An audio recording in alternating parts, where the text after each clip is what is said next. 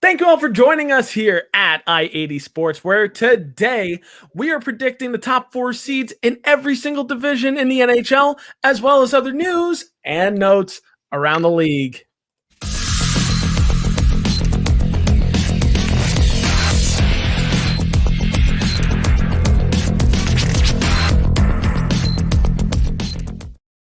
Thank you all for joining us here again at I-80 Sports.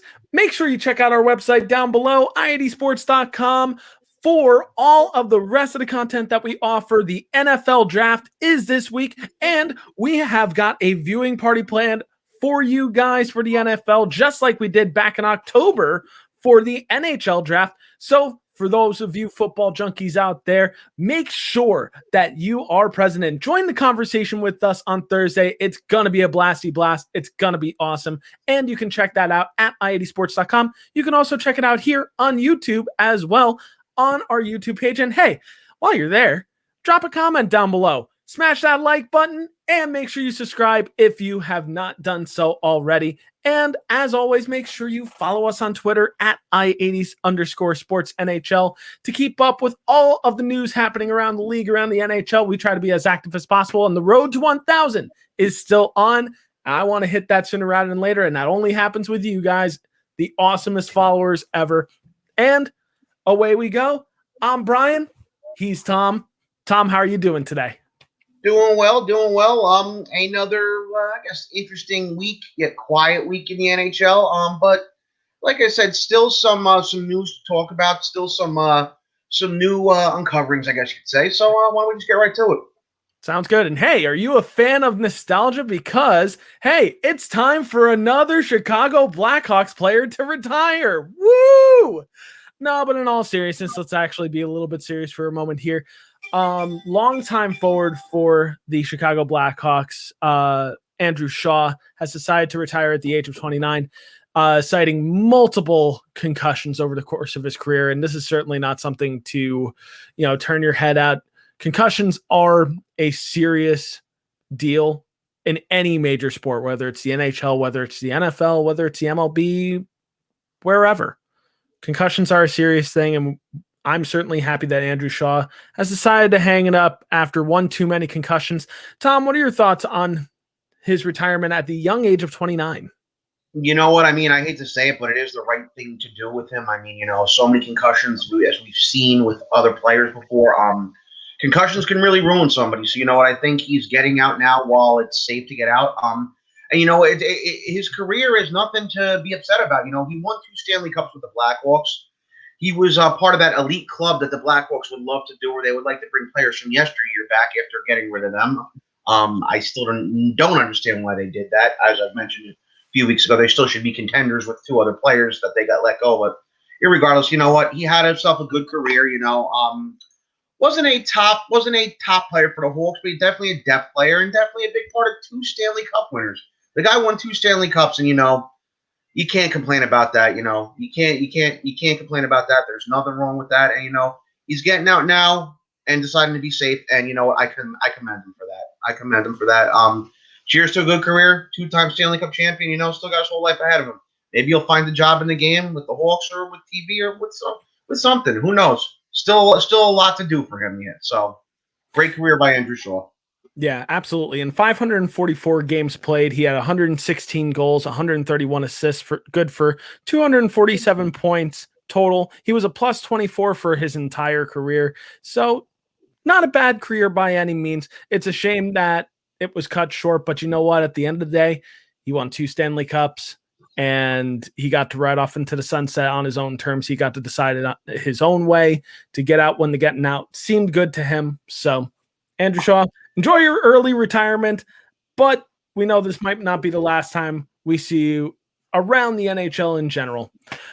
Moving around the NHL as of right now. So I didn't mean to be Nostradamus about a month and a half ago when we were talking about the TV deal, because I had kind of lightly mentioned that it's going to be a shame not to watch games on NBC Sports. And at that point, we were optimistic that NBC was going to continue their affiliation with the NHL in some capacity. And not so much. So the NBC has officially pulled out of NHL broadcasting in general. So that makes ESPN the de facto #1 broadcaster for the fall of 2021 for the NHL. And just announced today, where you can watch NHL coverage on a secondary channel will be Turner Broadcasting, specifically on TNT. So, Tom, what are your thoughts about this? What do you think about NHL games on TNT and NBC pulling out of this? Well, I don't like that NBC pulled out of it. I really, really think that NBC gave the NHL the respect it deserved over the years. It was its main sport. It didn't really have much to compete with outside of football, sometimes. And I guess EPL soccer too. But, with what would work with EPL soccer was it was always on in the mornings. The NHL was always on in the afternoons and the evenings. All they really had to compete with on NBC was football. I like them. They gave the league the respect it deserved. They really, really were able to, get the league's brand up through the Winter Classic, through outdoor games, through just a lot, through good Stanley Cup final coverage too. I feel like every final on NBC was done really well. It's a shame. It's a shame they're getting rid of it. I don't know what NBC's doing. They did a story maybe 10 or so years ago about how back in the early 2000s, NBC and their sports coverage was amongst some of the worst in the U.S. on U.S. soil, and how they were able to come back from it with the NFL, with the NHL, eventually getting MLS soccer, which they've since abandoned, and eventually getting EPL soccer, and just how great their sports coverage and their sports programming was. And I guess, now they're going back to square one again because they seem to be getting rid of everything. As far as Turner's concerned, I really don't know. They've never done hockey. So I don't have anything to line it up against. With ESPN, at least I could line it up to their great coverage in the 90s and then their terrible coverage in the mid-2000s. But I don't have anything to really compare this against. I would have loved for Fox to have gotten it. Instead, Fox had 3 channels. They have Big Boy Fox. They have Fox Sports 1 and Fox Sports 2. I feel like that would have given the league a huge area to play with there, a huge area to get a bunch of games on. I don't know if Fox was interested. I don't know if the league was interested in Fox. But I'll tell you the one thing that maybe nailed it down for Turner. Turner owns a Bleacher Report app. I don't know if you guys knew that at all, but they own the Bleacher Report app. And I think with ESPN having ESPN Plus and Turner having that Bleacher Report app, it's 2 big streaming apps to have the games on for people who are traveling, or just because streaming is probably the future of professional sports and televising things, And right now, just with this Peacock app that NBC has, it's still fairly new. It's still fairly unproven.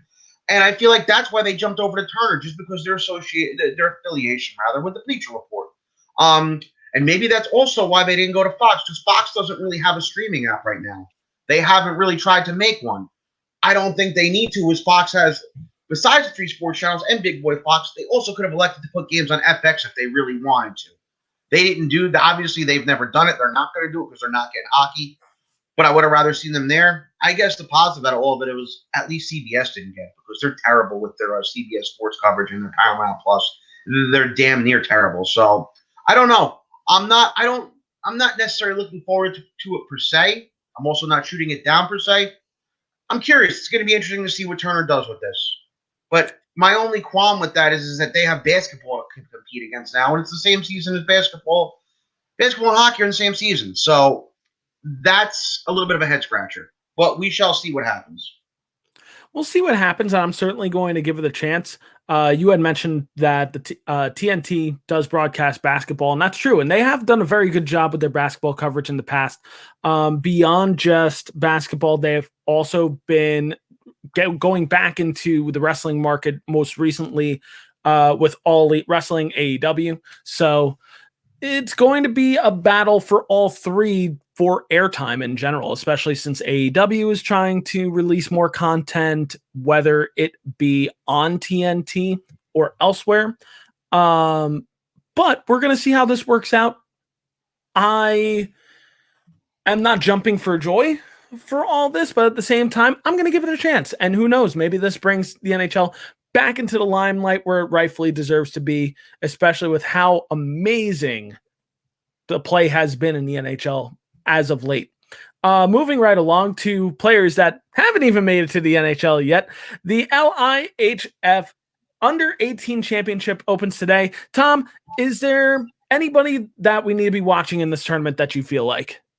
3 players come to mind. 2 players for Canada in Shane Wright, who is projected to be that 3-headed monster that I keep referring to week in and week out is the captain and first-line center for Team Canada. Another guy out there is Connor Bedard, who really tore the WHL up this year as a 15-year-old. Obviously, he's not going to be able to go into the draft until 2023, but he's another guy that people are saying this guy may be the next Connor McDavid. And lo and behold, his name is Connor. So there you go.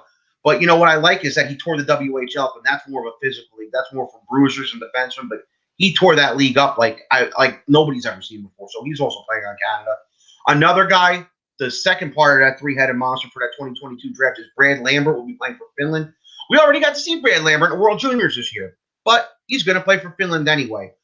Notable absence is actually Matthew Savoy, who is not going to play for Team Canada. My reasoning being is I think he did play in the USHL this year for the Dubuque Fighting Saints. I just think that because he was playing down there and because I think he's still playing for them as we speak, they didn't want to pull him out and quarantine him. I think that's the only reason why he's not there. I don't think it has anything to do with his skill. I don't think it has anything to do with a coach's bias or politics. I just think he's not there simply because he chose to come down to the U.S. this year to play. But we'll definitely be seeing him in the CHL next year, provided everything in Canada gets back to normal. All sounds really good to me. And Shane Wright is being projected as the #1 overall pick in next year's NHL draft. And he is being hyped as one of the best prospects we have seen since the likes of Connor McDavid and Austin Matthews. He is being heavily hyped as one of the consensus #1 overall picks. Brad Lambert seems like he is the consensus #2 or 3 overall pick, along with Matthew Savoy, who is a notable absence in this upcoming tournament. But I got to agree, Connor Bedard has really emerged as a legitimate prospect this year and has really torn up this league like we haven't seen before. He is really turning some heads, and I hope he continues his production. And maybe the LIHF under-18 tournament is where he's going to get that. Maybe that's where we see him break out even further, and he cements his name as a name to watch in 2023. But moving right along to our last bit of news for the day, there are potential bubble plans right now for Canadian teams, for specifically the Canadian division for the playoffs, which will also be our segue into that playoff seeding. So if you're here for that, don't go away. We're going to that in just a minute or two. But Tom, I want you to lay the groundwork right now for what that bubble plan could be per Elliot Friedman. Well, this was reported on Saturday night. I read the article. There's about 3 different things that they want to do. The first thing is act as if everything were normal. If the border is opened up by the time the conference finals and the Stanley Cup finals begin, then we travel as normal. If a team gets into, obviously you'll have a Canadian team playing in the, I don't even want to call it the conference finals because it's not the conference finals this year, it's the semifinals. The Stanley Cup semifinals, if the border's open, you travel back and forth as so. Obviously, there'll be quarantine regulations and whatnot. But we sit there and we hope that by then things will be a little bit back to normal. The second idea put forth was that the team that comes out of the North Division, the Canadian Division, however you want to call it, will pick a U.S. city to call home. So they'll basically be playing their games in an empty arena, or I guess with limited attendance, in a U.S. city, kind of like they're doing in baseball and basketball with the Toronto Blue Jays and the Raptors. And that'll be their home city for the semifinal. And if they make it to the Stanley Cup final, that'll be their home city. A third idea was hinted at bringing all 4 teams into the U.S. and just having them play in one bubble city. I think that would be the most extreme idea, whereas they would stay in one bubble, they would play their semifinal, division final, and then their home games for the semifinal, potentially Stanley Cup final there. Personally, I want the first one to happen. I want the border to be back open. I want these teams to be playing on home soil.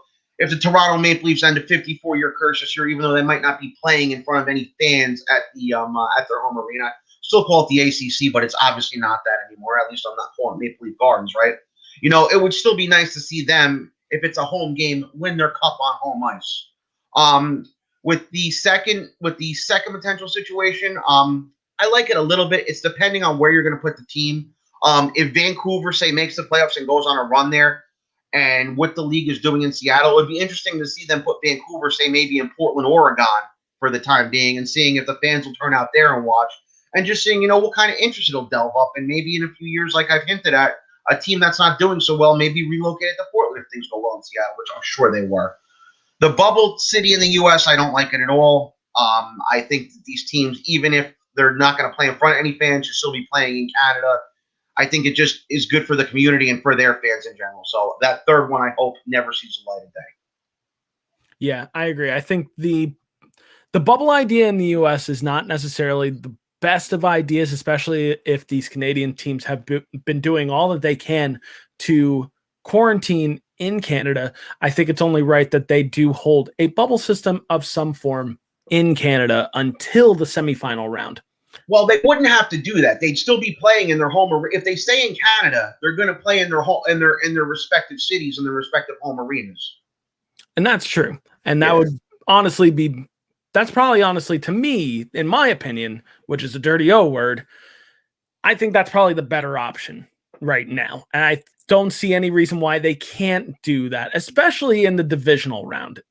But we'll have to see as time goes on. Now, speaking about the divisional rounds, it's time for us to make some predictions of the playoff seeding. And probably next week, what we're going to do is predict the outcomes of those matchups and maybe even predict going further into the playoffs, especially since we only got a couple more games left of this regular season until the playoffs do officially begin. Each team, besides Vancouver, has roughly 8 to 9 games left of the regular season. So regular season is already winding down, and it's kind of crazy to think because it felt like the season just started yesterday. So it's time to talk about some playoff predictions, some playoff seeding predictions.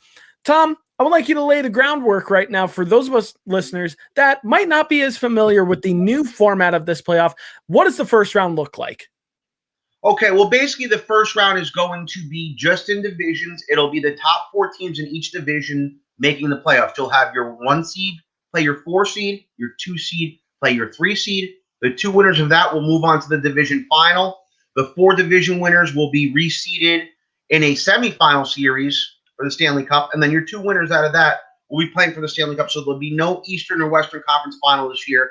There's a potential that you could see a Toronto Maple Leaf Boston Bruins Stanley Cup final, which I think would be pretty cool. There's a potential you could see, there's a lot of potential for a lot of different things out there. But I like it this year. I wish that this is what they did 10 years ago when they realigned the divisions and they had moved Atlanta to Winnipeg, rather. I was hoping that that's what they were going to do. They were going to scrap the East and the West and just do 4 divisions. And then your 4 playoff winners play for a semifinal. Your 2 winners play for the cup. And maybe this will continue on in the next year, even if they go back to the regular divisions, like the Metropolitan, the Atlantic, the Central, and the Pacific. I'm hoping that they do scrap the East and the West next year, and they at least keep it like that for the playoffs. We shall see, but I'll tell you what, I like this a lot better. I really do. Because how many years would you see a conference final and you're sitting there going, you know something? This is really the Stanley Cup final I'm watching. And a lot of people said it about 2014. Sorry, Rangers. I mean, that was a great run, but I mean, there's still a lot of people saying the real Stanley Cup final in 14 was that Chicago-LA series. Absolutely. 100%. And who knows, maybe going into next season, we could see an adaptation of what we see right now. I mean, I'm a teacher, and I know this might trigger other teacher listeners, but you could see maybe a hybrid model of the. All right, I'll see my way out. I'm sorry. But anyway, we are going to dive into some predictions right now. We're going to go from east to west to Canada, and that's the way I'm going to work this for right now. So we're starting with the Eastern Division first, which seems a little bit more open than we had maybe previously thought. So, Tom, I'm going to start with your predictions first. What's your seeding in the East? You know something? Last year around this time, we were all in quarantine for COVID, and on ESPN, and I know we've been talking about them a lot, they had that documentary about the 90 Chicago Bulls called The Last Dance. And I think the overall feeling right now around the Pittsburgh Penguins is that this might be their last real chance at taking the Stanley Cup and at, making some noise in the playoffs. And I complimented the Penguins last week, and I'm going to compliment them again this week. They finally got that depth player, that veteran back in Jeff Carter. I watched them against the Bruins yesterday. To tell you the truth, I really think Pittsburgh is going to take number 1 in this division. I do. Number 2, I think it's open for discussion, but I do think it's going to be DC. I do think it's going to be the Capitals. They're right there. I mean, this may be the last time you see a true Penguins-Capitals rivalry before both teams start going into decline or start having to rebuild those teams. Number 3 right now, I'd still go with the Islanders. They're just an all-around. They're a good team. They don't have one star to depend on. They're maybe not the most offensive team, but they definitely can play D. They definitely play defensive style. And, as a Ranger fan, I like what they're doing. I really do. But just with the way COVID stopped the Bruins and it has them, with games at hand on the Rangers, I hate to say it, I do think Boston is still going to take that fourth seed. I'm a diehard Ranger fan. I really want to see them do it. It would be awesome to go into Boston that last weekend of the season and take their playoffs away and laugh at them for saying, look at you, you went out and got Taylor Hall. You couldn't even make the freaking playoffs. But, yeah, I think I'm going with those four. I know a lot of people like DC to finish in first, the Islanders finish in first, but there's just something about the Penguins that I've been watching. There's just this I think there's this overall feeling in them saying, you know what, man, this might be our real last shot to do something. So say what you will with it. Let me know what you think, everybody. Definitely. And honestly, not a bad prediction at all. My prediction is only slightly different. And first, I got to preface this with saying this is a pretty wide open division for teams not named the Devils or the Sabres. So, it's rough seasons for both of those teams. We'll get to the Devils later on. But Pittsburgh right now is currently the number 1 seed. I don't know if they'll have that for much longer. I think I agree with you wholeheartedly, Tom. I think this is the last year that Pittsburgh has to really make some noise in this playoffs, and they've made some really good moves at the trade deadline to get themselves there. But you want to know who also made a decent deal that might come back to haunt them later, but a decent deal as it looks like right now? Washington Capitals. And I actually have the Washington Capitals as my number 1 seed because when you have the likes of Ovechkin, Backstrom, Mantha, Carlson, Oshie, and Kuznetsov leading the charge with a shockingly good Vitek Vanacek in net and a grizzled veteran like Zdeno Chara guiding Washington through those playoff waters, I feel confident that Washington could actually go pretty far this year, and this could actually be one of Washington's last years to really go far before they need to blow it up, just like Pittsburgh. Now, the reason why I say Pittsburgh is not the number 1 and why I have them as my number 2 seed is because there's no bones about it. They've got a great squad. Sidney Crosby is playing fantastically. Jacob Gensel is also playing very, very well. A really good squad all around, but what is going to kill them is their inconsistency.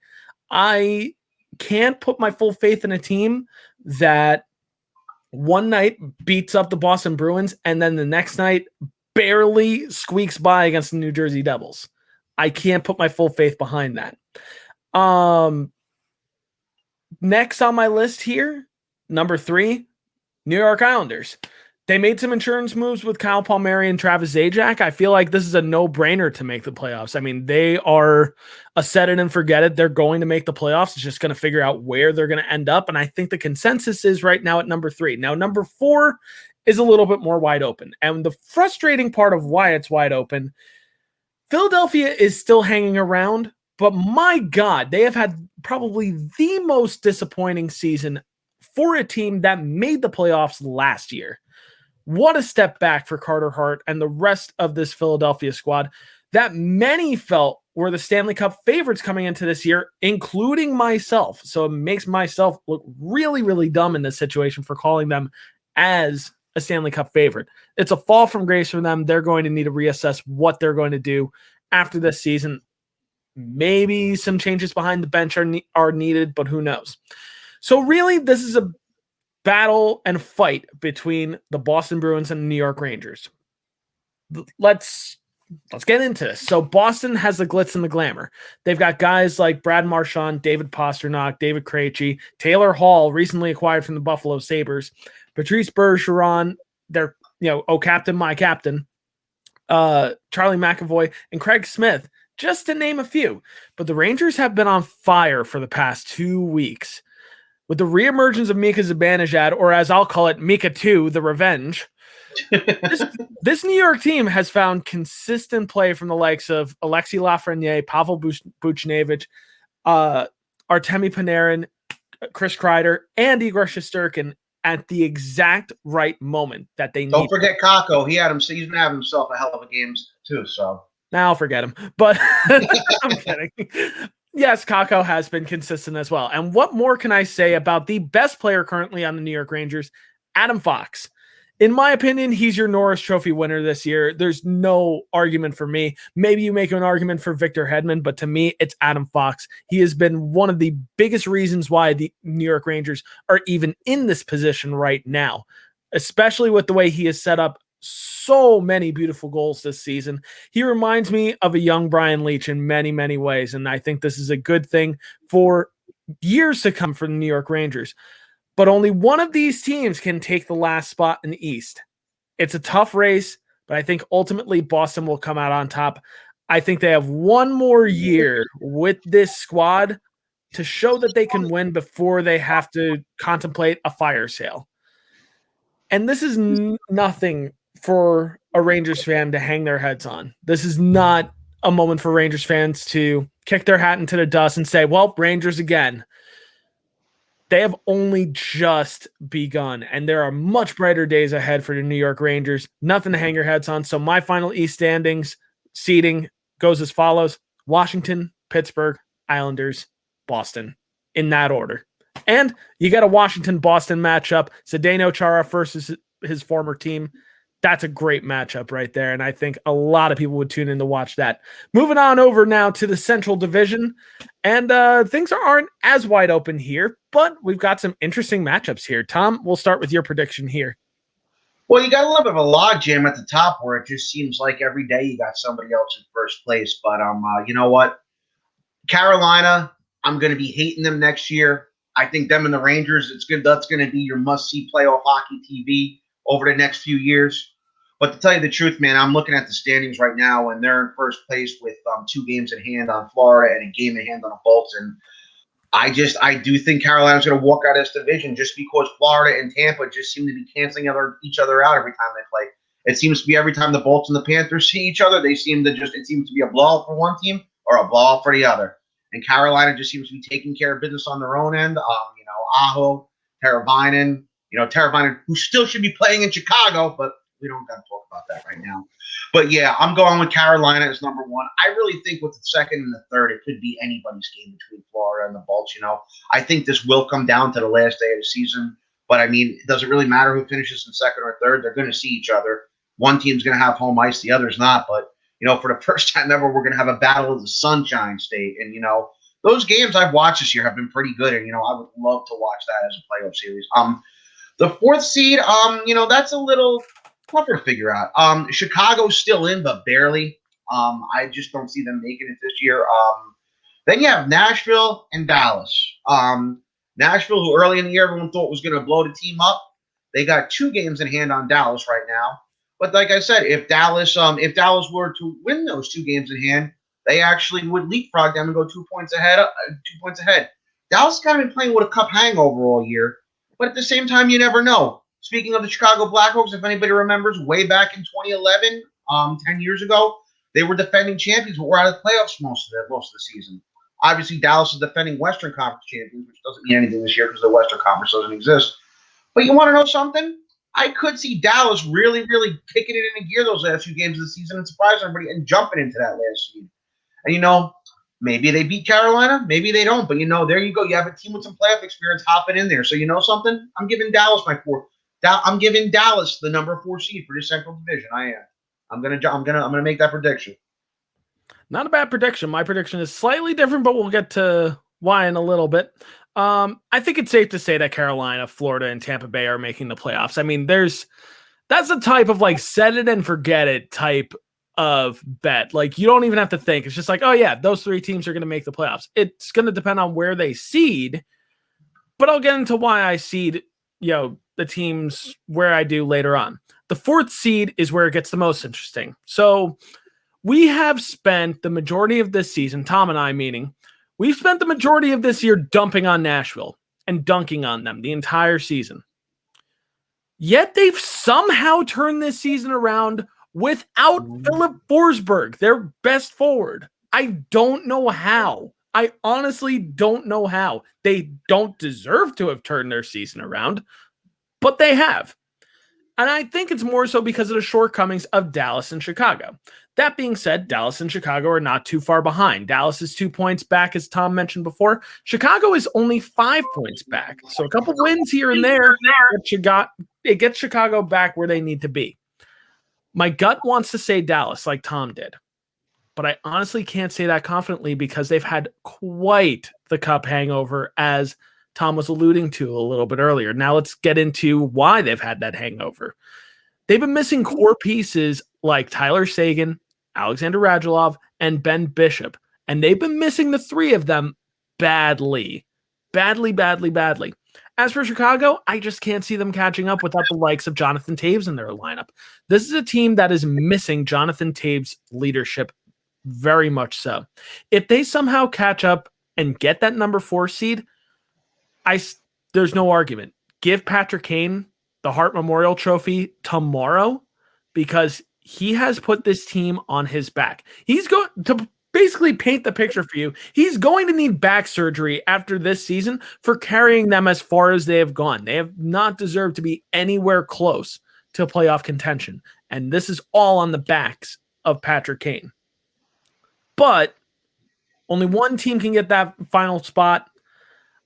I think it's Nashville, unfortunately. I think Nashville is going to get that spot. It's going to lead them into a false sense of security, and it's only going to be bad for them next year, to be honest. I think they're going to feel a little bit too confident, just like the Devils were a couple years ago. Go and get some pieces maybe to try to get to the playoffs again and get that playoff, just get that playoff hit, get that taste, and it's not going to be worth it. They're going to need to blow things up. And I think that's the most unfortunate thing for Nashville because not too long ago, this Nashville team was something special. But my final predictions for the seeding of the Central Division, I've got Carolina number 1, Florida number 2, Tampa Bay number 3, and Nashville number 4. I believe Florida has what it takes to be the number 1 seed, but I left them at number 2 because I'll be honest, I so badly want that Tampa Bay and Florida matchup. Gimme. Feed me more of that. I want to see that in the first round of the playoffs so badly. That's going to be the matchup to watch in the first round is going to be Florida and Tampa Bay if they meet each other in the first round. But we got to play these last remaining games to see what actually happens. Going on forward, we've got the Western Division, which this is a lot easier to predict. This one's going to be a short one. So, Tom, let's start with you. Well, I mean, obviously you have Vegas and Colorado at the top, and you have Minnesota right in there just because they had a monster month a few weeks back in February and March. Afterwards, it does get a little interesting. Right now, you got Arizona holding down that 4th spot, but not by much. I think it's going to come down to between Arizona and St. Louis. Arizona right now has the 3 games in hand. San Jose is still kind of there, but I don't think they're going to make it. I think they're there, but they won't be there this time next week. I want to say St. Louis won't make it, but just the way they played Colorado, I watched the game Saturday afternoon, and just the desperation they played in, and with them having played 3 games less than Arizona, to tell you the truth, I do think it's St. Louis that's going to take that 4th spot. Despite Minnesota being right on Colorado there, I think it's only because Colorado played 2 less games. I think it's going to come down to Vegas and Colorado fighting for that number 1 spot. And it is going to be interesting in determining who finishes number 1. But my gut here is going to go with the veterans over in Vegas. I do think Vegas is going to take that division, but it's not going to be by much. I'll tell you that right now. It's not going to be by much. So I'm going with Vegas finishing in 1st, Colorado in 2nd, Minnesota in 3rd, and St. Louis rounding out the division in the 4th spot. Good prediction. Well, to me, the top 3 is pretty easy. Vegas, Colorado, and Minnesota, just simply because they've already made the playoffs. Like, you go and look at the playoff standings, they have already statistically made the playoffs. They are for sure in the playoffs. The last spot, not so easy. As of right now, Arizona has the 4th seed, but St. Louis is right on their tails, just 1 point back from Arizona. That is a tight race. Plus, San Jose is not out of it yet. If they get hot, they could also squeeze in. But I also feel like San Jose is missing a few pieces right now to really get them into that spot. I feel like they're just 1 year off. And I think they still need some more pieces to really have been a legitimate threat against Arizona and St. Louis. believe it or not, the reason why I'm wearing this jersey today is not for a negative reason. I actually think Arizona has what it takes to actually make the playoffs. And I didn't think I would say that coming into this season. But surprisingly, look, St. Louis plays with a lot of desperation. But the biggest X factor on that team right now is Mike Hoffman. If Mike Hoffman does not play well, this is a team that's not going to make it. It falls on his shoulders. He needs to perform. He needs to show why St. Louis signed him. This was a prove it type of deal. And so far, he's not proven it down the stretch at all. He has not proved it whatsoever. He has been inconsistent all season. And I think that is going to be the ultimate, decisive reason why St. Louis won't make it. Not to say that Arizona is a great team coming into this playoff, but who knows? They could also steal a couple games here and there. They've got Darcy Kemper in net, who's done relatively well. You've also had other players that have been succeeding as well. Nick Schmaltz to highlight there, as well as Clayton Keller. But that is why I think Arizona will inevitably make it in. So my final standings are as follows, and this might be a little bit surprising. And it does not indicate who I think wins these matchups either. I'm just saying what the final seedings are, and then we'll debate this next week. I say Vegas number 1, Minnesota number 2. I have never lost faith in Minnesota, though many have. Many have doubted Minnesota. I don't doubt Kirill the Thrill, and Kevin Fiala is getting hot exactly when he needs to. Just saying. Colorado number 3 and Arizona number 4.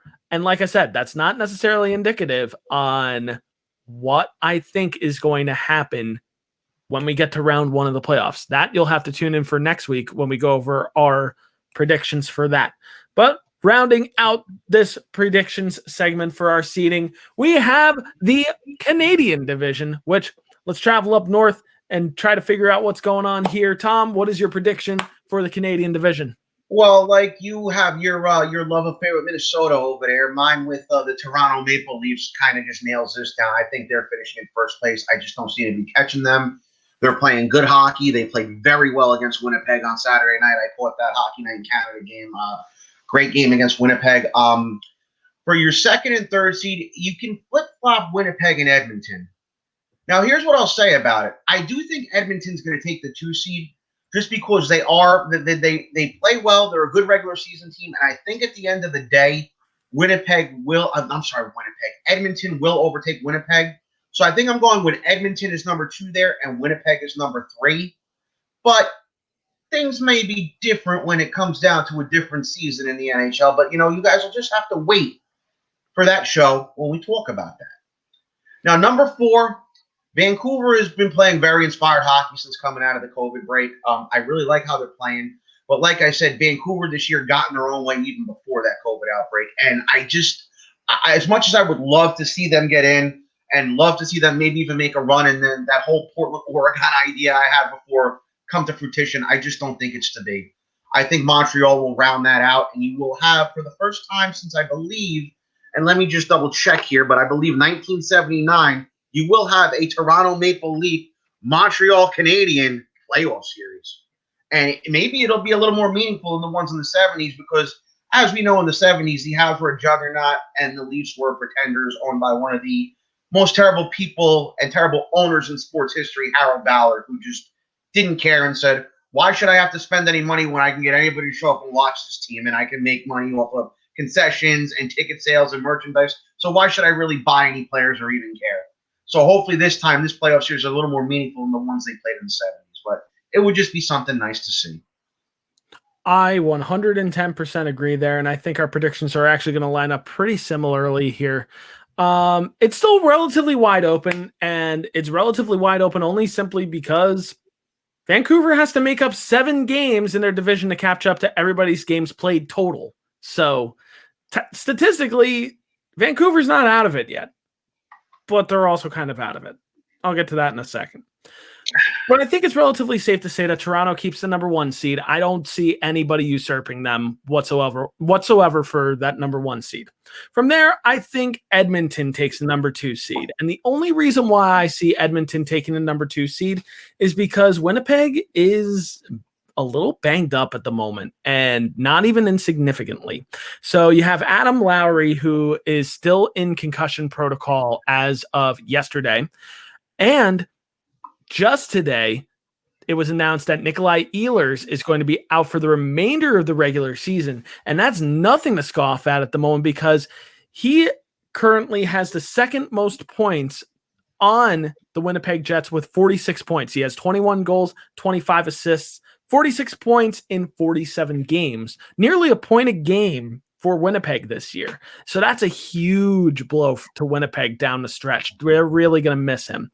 Other than that, they've also been missing Brian Little this year. That's, way more significant in general. He's been missing for a year now.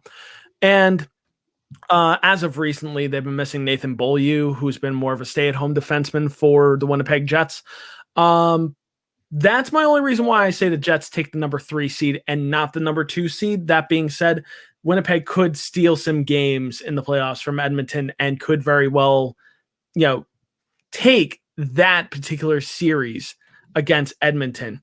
We'll get into that in our prediction the week after that. After that, as hard as Vancouver will try, I think they're going to come up short to the Montreal Canadiens, who I honestly feel will take the number 4 seed.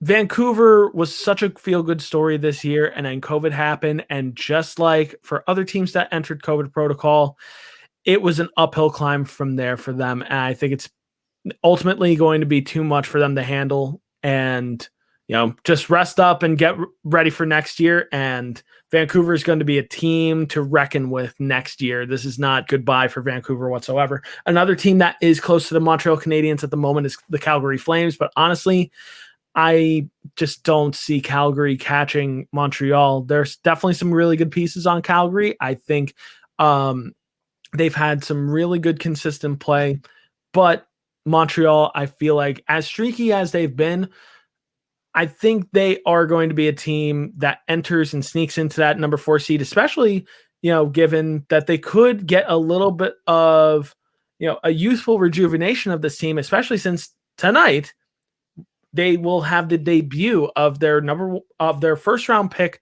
from last year, Cole Caulfield. So he is making his NHL debut tonight. We'll see if he ends up factoring on this NHL squad in the last remaining games to really make that playoff push happen. Plus, Tyler Toffoli is still playing out of his mind. He has 24 goals this season, and he's only going to continue that in the last remaining games. Right. So, he becomes a Rocket Richard winner in NHL 20. So, yeah, just nuts in that regard. Yeah. But with that, my seeding goes as this: Toronto number 1, Edmonton number 2, Winnipeg number 3, and Montreal number 4, especially because seeing a Toronto versus Montreal matchup in the first round, that would just be so cool. That would be too cool for school. Another one of those matchups that you need to watch in the first round of the playoffs, and we'll certainly break that all down next week when we get a much clearer picture of what the playoffs are going to look like. So we might take what our predictions are and predict that, or we might have a clearer picture of who is making the playoffs next week, and we'll be predicting that next week. So you're going to need to tune in next week for that, and to also see if I definitively learn the English language, which is going to be great. So that was quite a bit to talk about, but as per usual, it's time to enter our fans corners real quick. I also had a little bit of a false start on the offense there because I popped up Tom's Rangers realm a little bit too quickly. So as you guys know, I'm a diehard Devils fan, quite to my detriment at the moment. And Tom is a diehard Rangers fan, not quite to his detriment at the moment, but at the same time, it's still to his detriment. He's a Rangers fan. Let's be real. But it's time to enter Tom's Rangers realm. So, Tom, time for you to gloat about how well the Rangers are doing right now, much to my tears, and away you go. Tell us about the Rangers this week. I'm not going to gloat to start, to tell you the truth.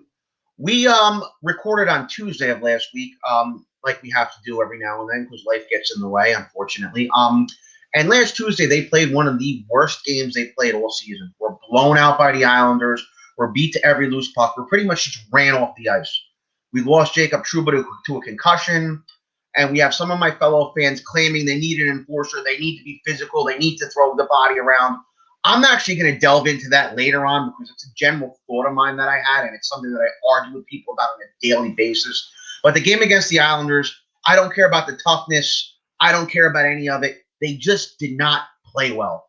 Plain and simple. They did not play well. Thursday night, they played against the Flyers, and they also didn't play very well. They were hitting posts left and right. They should have been up 3 or 4-0 after that first period, and they just didn't. And they let James Van Riem's, like Middletown, New Jersey native, not too far away from where I grew up, have his night at the Garden. You know, it was a dire Ranger fan growing up. Favorite player was Adam Graves, potted 2 goals. And they, again, didn't play well. Did they play as bad as they did against the Islanders? No. But they still didn't play good. They still didn't play good. They should have won that game Thursday. They straight out didn't do it. So then we arrive at Friday against the Flyers. In that game, they woke up and played a little bit of hockey. The hockey, you know, that we expected sort of out of the Rangers this year. We saw Buchnevich with a goal. We saw Hedl with a nice breakaway goal. We saw Kreider with a power play goal. He's been waking up a little bit. But what I loved, and my favorite part of the game, was a 2-point night from Alexis Lafreniere. And the goal he scored against the Flyers on Friday night was the quintessential Alexis Lafreniere goal. Come down on a tight corner, stuff it short side. Nobody even knew it was in the net. This is the Lafreniere we were advertised about. And this is the Lafreniere that I've been telling everybody about. Send him down. He's a bust. Worst guy. No. This is why Alexis Lafreniere is a special player. And this is somebody who we are going to be very fortunate to be watching over the next 10 to 15 years here in New York if he keeps this up. He's starting to come into his own, and I love it. I love every part of it. And that leads us into last night against Buffalo.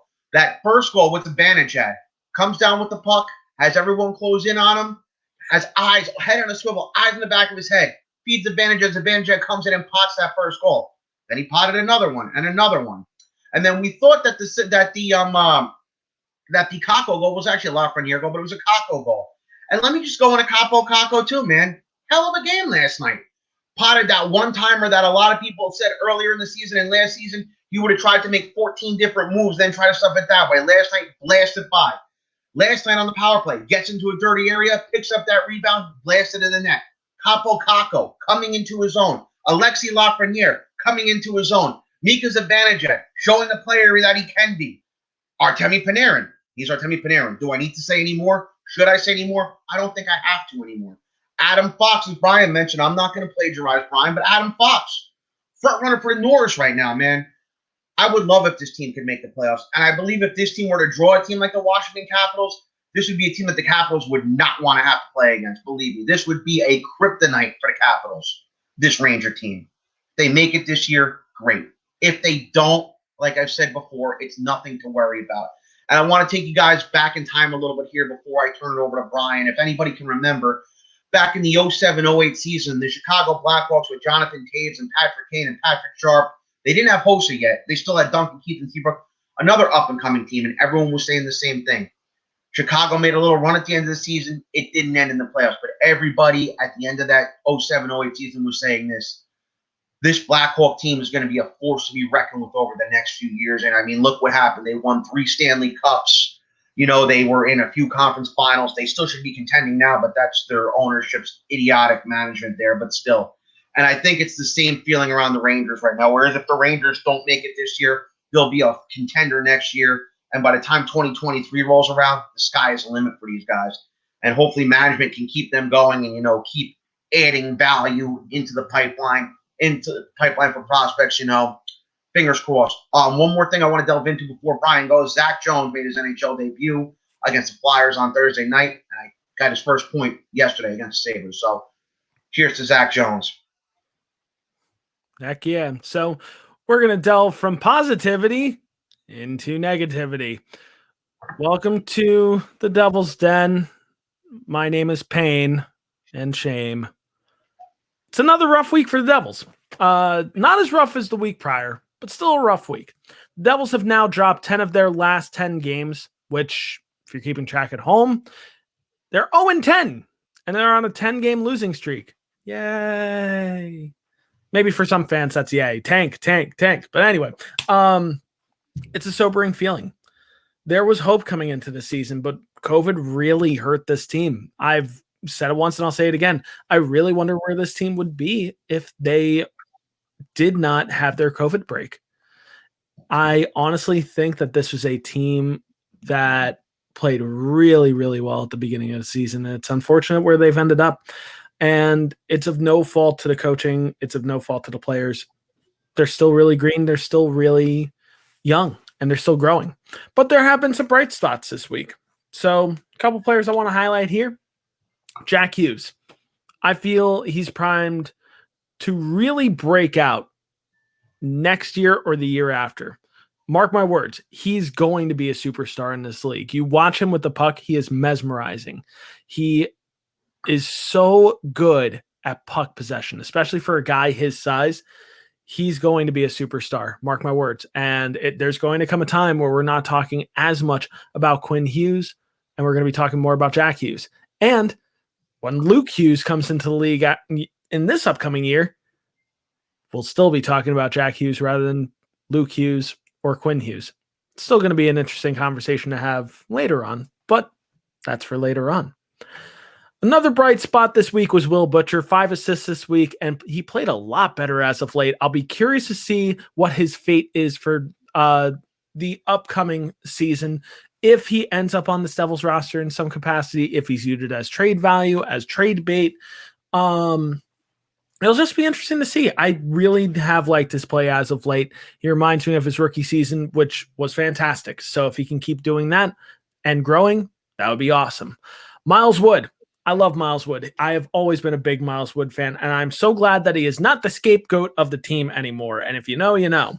But he also scored his team-leading 16th goal of the year this week. And I truly hope that he's protected in this year's expansion draft. I really hope that he is not the player that is taken by Seattle later on in June. Lastly, the other person I wanted to mention this week, Igor Sharangovich. He's been a consistent bright spot on this team. He's been one of the league's best rookies. And once again, I hope he's not exposed to the expansion draft. There's a little bit of debate on whether he can be exposed or not. It's a little bit of a weird gray area. So I'll be curious to see what happens there. If he ends up accidentally getting exposed to not accidentally, but if he's a conscious decision to get exposed to the expansion draft, I think Seattle would be dumb not to take him. He has been fantastic. A quick shout out this week on a really, really good effort on last Tuesday's game. The Devils were down 6-1 after the second period, and I actually turned the game off. This is horrible of me to say, but I'll be open and honest. I turned that game off. I really didn't know why I was watching. I felt so desensitized by how the Devils were performing that I was just like, you know what? I'd rather watch the Yankees right now. And I regret that I did. Because they come out in the third period and they only lose 7-6. They scored 5 goals in the third period. That's a great effort. Better days are ahead. But I'll be honest, if we're losing right now, I want that top 3 pick in this upcoming draft. Give me one of either Luke Hughes, Owen Powers, or Matthew Beniers. Give me one of those 3 guys. That would really help speed up this rebuild. Really, really speed it up. And if they end up outside of the top 3, give me William Eklund. He's played with Alexander Holtz, and he'd be a fantastic option as another one of those sniper players and finishers like the Devils so desperately need right now. But my sadness is over for now. It's time to talk some general NHL, U.S. hockey and weekly thoughts of ours, which I'll go first with this one. Person I want to highlight real quick, I highlighted him last week. Spencer Knight, he made his NHL debut, as I mentioned last week. 33 out of 34 possible saves made last week. So he got his first win last week. He has such a bright future ahead. But I'm going to go on the other end of the spectrum and go from a young goalie to an actually older goaltender. And I wanted to highlight Jonathan Bernier from the Detroit Red Wings. Shout out to Bex. We need to have you on soon. Cheers to you, Bex. But through 2 periods on Saturday against Dallas, he stopped 42 of 42 shots. Meanwhile, Detroit only shot the puck 6 times in 2 periods, 3 in the first, 3 in the second. That's not really helping your goaltender. But he stood on his head. He lost in overtime, but he still made 50 out of 52 saves. He stood on his head at 32 years old. He still can play. He looks really, really good as of late. And I think he's priming himself for a potential pay raise in free agency, and not for nothing. He is one of those goaltenders that I'm kind of hoping that the Devils consider signing as a 1B option for Mackenzie Blackwood. That's just me, though. Tom, what's your highlight from this past week? I don't really have a highlight as opposed to a thought. It was something that really bothered me after the Ranger-Islander game on Tuesday night when the Rangers were basically went out of building 6-1. And it wasn't so much the Rangers didn't play. The Rangers just didn't play well, which I agreed on with everybody. But it's these people claiming that, oh, they need an enforcer. They need a tough guy. They need to go out there and, somebody who will just go out there and get in fights. The enforcer, as we know it, no longer exists in this league. Just doesn't. A guy who can't skate, who's just there getting fights, those days are over. They've been over for a while. And John Tortorella did that with his team in 2012, and it didn't do anything. Everyone talks about, oh, we need to be tough. That's the only way you win the Stanley Cup is by toughness and by fighting. Since the Flyers won in 75, give me one team who's won a cup by gooning their way to a Stanley Cup. I mean, maybe Anaheim in 07, but Anaheim kind of had 2 top caliber defensemen on their team, and they kind of played a one-line team in Ottawa in the finals. So, I mean, okay. Maybe Boston in 2011, but I think it was more Boston. Boston ran 4 lines against Vancouver where AB wouldn't really play his 4th line and would just keep putting the Sedins out there. Boston's 6 defensemen they had on the ice were eons better than Vancouver's defensemen. So maybe Boston was tougher, but I don't think Boston won through intimidation. I just think Boston won because they had better depth and better defense, and arguably and maybe a better goalie because Luongo was terrible those finals. So, everyone talks about you got to be big, you got to be tough, but, case in point, look at the 97 Stanley Cup Finals. Everyone was crowning the Flyers kings after they beat the Rangers that year. Oh, Eric Lindros and, they had the Legion of Doom line and Trent Klatt and John Drusen. This is a big, tough team. This is a return of tough hockey. These Flyers are going to run the Red Wings out of the building. Yeah, it didn't happen. The Red Wings swept the Flyers in 4 straight. You want to know why the Red Wings swept the Flyers in 4 straight? Because they won with they won with depth. They had 4 lines who could do anything. Could score, could grind, could check, could hit a little bit, but didn't really need to because they kept the puck away from. Number 2, they won with speed. Everyone going into those finals said, they're going to play Lindros against Konstantinov because it's a tough guy against a tough guy. Yeah, that didn't happen. They played Lidstrom against Lindros. You want to know why? Because Lidstrom had the speed and the skill, and Scotty Bowman's reasoning was, if Lidstrom has the puck the whole time, Lindros can't have the puck, so he can't be effective. So you know what wins Stanley Cups? Depth, speed, and just being better at every position. So I'm sick of this enforcer that, oh, we need tough hockey. We need guys to stir it up. Doesn't work. It hasn't worked, and it's not going to work ever again. So I'm sorry. Hate me for it. Judge me on it. Fight me on it, what you will. The enforcer, as we know it, is dead, and it's never coming back. I agree. And, not for nothing, they're also calling Toronto a bit of a dirty team right now and a bit of a goon team. So I don't know. I don't know if I fully buy into that either. But Tampa Bay also proved last year that you win with depth and depth alone. Like having a line, like a third line of Yanni Gourde, Blake Coleman, and Barclay Goudreau is sometimes all you need. That's sometimes all you need. It's not about what your top line does. It's about what your bottom 6 does. It's what helped for teams for years and years. The New Jersey Devils in 2012. Yeah, Ilya Kovalchuk put that team on their back, but I'll still never forget that bottom line of Steven Giunta, Ryan Carter, and the now exonerated Stephen Bernier. And who skated circles around Brandon Prust and Mike Rupp because Tortorella thought, and John Mitchell because John Tortorella thought having those guys out there would do something. This is true. Very, very true. But that segues us into our question of the week. Funny that we were talking about the Stanley Cup playoffs with that, because the question of the week is, what team had the best squad to never win a Stanley Cup. So an example here would be like if I said the 2001 New Jersey Devils, which that is one of the best squads to never win the Stanley Cup. They had an amazing team that year. I do have a different answer though, but Tom, I'm going to start with you. So who's the best squad to never win a Stanley Cup? Well, this is a three-parter here, I'll say. As a Ranger fan, two come to mind just selfishly, the 1971 Rangers and the 1992 Rangers. Two teams who just needed to win, who, if they would have won one game, would have wound up winning a Stanley Cup. In 71, they had won in Game 6 in triple overtime against the Blackhawks at the Garden. Pete Stemkowski scored the OT goal. And they were up 2-1 at Chicago Stadium in Game 7, but blew the lead. But I've always said, had that team gotten past the Blackhawks, they would have swept Montreal. Those Emil Francis Ranger teams were kryptonite for those 70s Habs teams and just didn't get it done. The 92 team who, you've heard me delve into here and there. Mike Richter gave up that terrible center ice goal to Ron Francis. I've always said if the Rangers walked out of that game and didn't blow that lead, they would have been up 3-1 on the Pens, and I guarantee they would have beaten the Pens, would have beaten the Bruins, would have beaten the Blackhawks. But I'm not going to talk about either one of those teams. I wasn't born yet in 1971, and I was 4 years old in 1992. So I just know these teams from reading about them and from YouTube. A team in my lifetime I had thought about was the 2014 Bruins. I remember watching that team and I said, there's no way he's going to beat these guys. But at the same time, I feel like it's cheating the answer a little bit because a lot of guys on that team had won the Stanley Cup in 2011.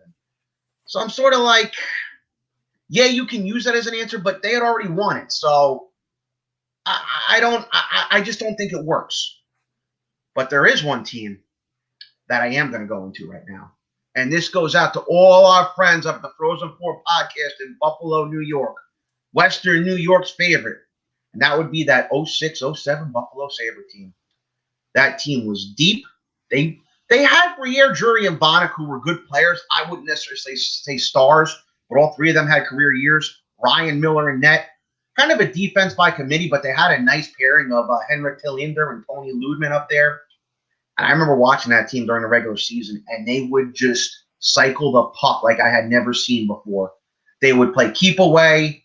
They would literally just bang, bang, bang, pass and shot, pass and shot. I remember going into the playoffs in 07 saying, I don't know how anybody's going to beat these guys.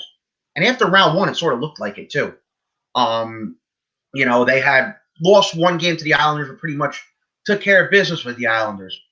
But then they ran into my Rangers, and I think they thought a little less of the Rangers than they should have.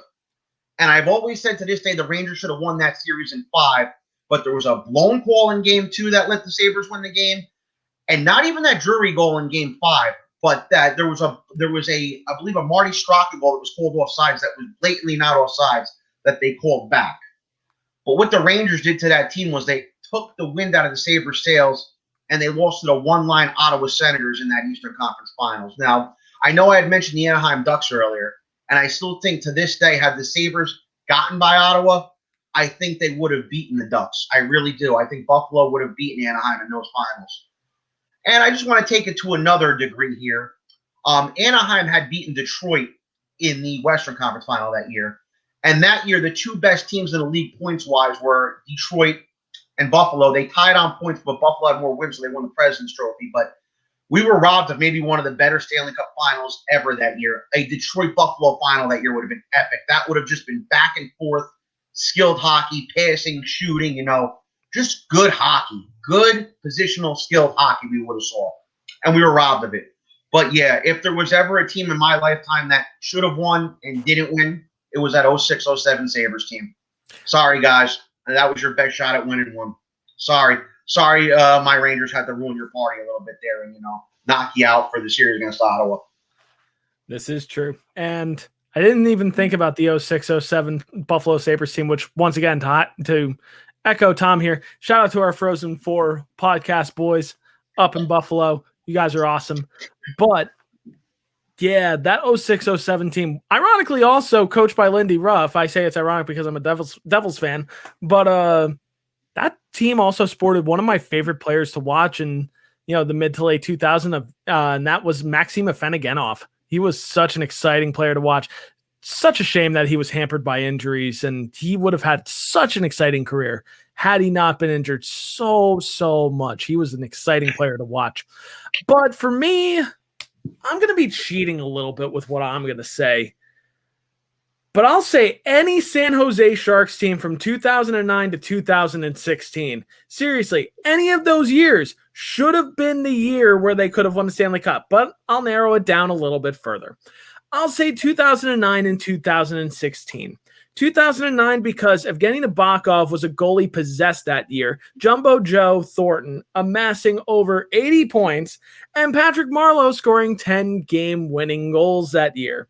And I also say 2016 because that was the year that they finally reached the Stanley Cup, only to be knocked out by who? The Pittsburgh Penguins, of course. But it was just wrong place, wrong time for San Jose. But I also advocate they should have been able to beat Pittsburgh. They should have been able to beat them. That was a beatable squad at that point. San Jose was a deeper team at that point. Any of those years, they should have won the Stanley Cup. And honestly, I will go on record by saying that the San Jose Sharks may possibly be one of the most disappointing teams of the salary cap era. So from 2005 onward up to now, the most disappointing team of this era, in my opinion. Missed opportunity after missed opportunity after missed opportunity. Patrick Marleau and Joe Thornton should have 2 Stanley Cups by now. Tom, do you agree? Yes and no. That 09 team, I know they had lost to Anaheim. I just don't know if they were going to beat Detroit. I don't. And that 16 team, man, listen, man, as a Ranger fan, and I hate to keep bringing them into this, but Pittsburgh just skated circles around them, man. And Pittsburgh caught fire that year. And I remember when Pittsburgh caught fire in midseason, maybe late February, early March, and I'm just going, I don't think anybody's beating these guys. I know Tampa had them on the ropes, but a little fun fact about that 16 team, about both of those teams, actually, the 16 Penguins and the 16 Sharks. I was out in Pittsburgh a little before Thanksgiving in 2015, and the Penguins and the Sharks were both kind of out of it at the time. You know, a lot of analysts, a lot of experts were saying it's time to start blowing these teams up. They're done. Start shipping these guys out for, start blowing the corp, start shipping these guys out for draft picks, start rebuilding. And even at that game, a lot of the Penguins fans had given up hope. And lo and behold, who's playing the Stanley Cup Finals that June? The Penguins and the Sharks. And who wins the Stanley Cup? The Penguins. So I just always thought that, I always found that ironic that I was at the game and fans of both teams were pretty much ready to give up. Yeah, this is true. But at the same time, I still advocate that San Jose is one of the most disappointing teams since 2005. That's my hill to die on there. But hey, this has been quite a long episode. What are your thoughts? You've probably heard us ramble on long enough. What are your thoughts? We want to be able to chat with you guys down below. Make sure you comment down below with anything that you disagree or even agree with us on. And while you're down there, we really appreciate if you drop a like, and also make sure that you just subscribe down below. But you can also find us at i80sports.com, where, as I mentioned before, the NFL draft is coming up on Thursday, and we're having a huge viewing party for it. It's going to be an awesome party. You got to make sure that you're there to check it out. It's going to be quite a time, and we'll be reacting to every single pick as they come in. So you got to make sure that you're there for it. And, of course, as always, make sure you drop a follow on Twitter at i80_sportsNHL, so that way you can keep up with the conversation on Twitter. But that's going to do it for myself and for Tom. And, man, what an episode today. And we're going to be coming at you with more predictions next week for the Stanley Cup playoffs. It's already upon us. It's the best time of the year. Playoff hockey is coming soon. I'm Brian. He's been Tom, as always. This has been i80 Sports NHL.